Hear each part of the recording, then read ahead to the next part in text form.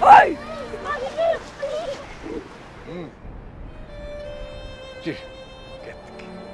Balım, darak boluş öte kıyın. Büyüklükті bağındırgısı keledi. Ulu bolğusu keledi. Жайгашканда өз топырағына бүчүр бүтет, мынан бутагына.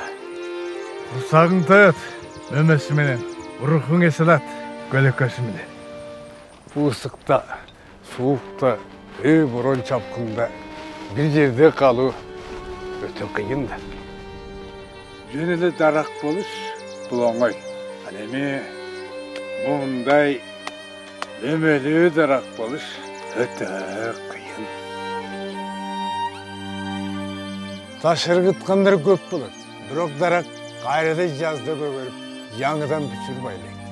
Элиңе, жериңе, мекениңе туруктуу бол. Таштап кетип калба. Ал дарактай туруктуу болуп, өз элиңе мөмө бер.